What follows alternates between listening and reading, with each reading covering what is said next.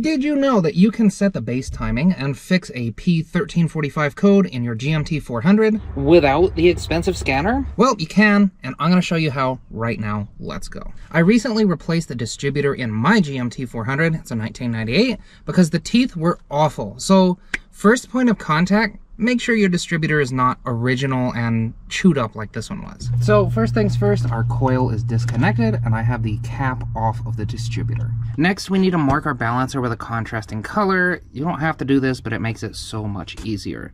There's not a lot of room up here, so we're going under the truck. Now, what we're looking for is this little notch. On this engine, it was actually quite subtle. It wasn't as deep as this. And you can use whiteout or a paint marker or something that will put a contrasting color on here.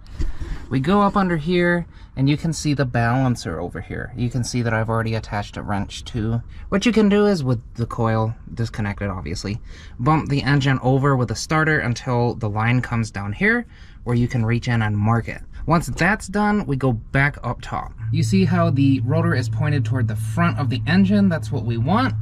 We don't want it pointing towards the back of the engine because we want it to be firing on cylinder number 1. And now what we're doing is we're looking through here, which is between the power steering pulley and the water pump pulley. Here is a picture of the timing cover, and this is the little tab that you're going to be looking for. You want your line on your harmonic balancer to line up perfectly with that.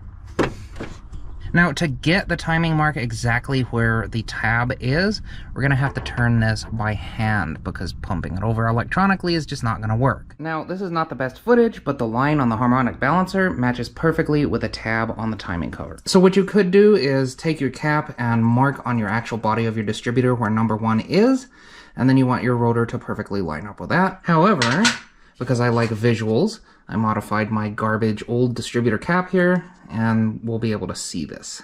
So we can see here that I'm quite a bit off. In fact, I'm probably 1 distributor tooth off. And this is not something where I can just turn the cap because it's just not going to clear. So we've got to take the distributor out and re-stab it. Now, it's very likely that the oil pump shaft will not line up with the distributor once you've turned it 1 tooth.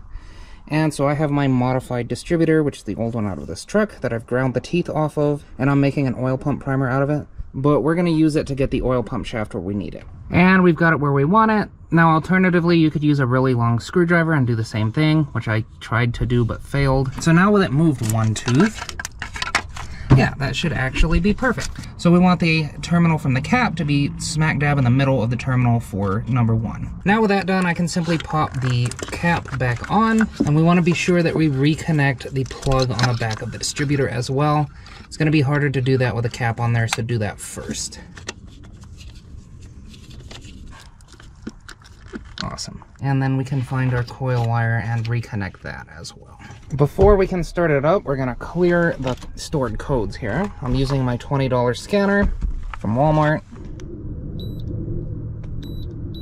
Erase. Okay, now moment of truth. I've unplugged the battery for at least 15 minutes to kind of like let everything reset. And now here we go. Ah, what do you know? There's no f***ing code, so you don't need a scanner to fix this problem. Yep, 0 DTCs. Told you. There we go.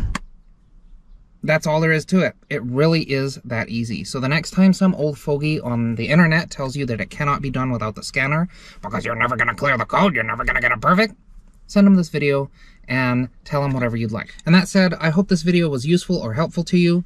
If it was, like the video, let me know, or dislike it if you're one of the old fogies who thinks you need the scanner, I don't know. But anyway, that's all I got for you, as usual. You be good while I'm gone, and I'll see you next time. Have a good week.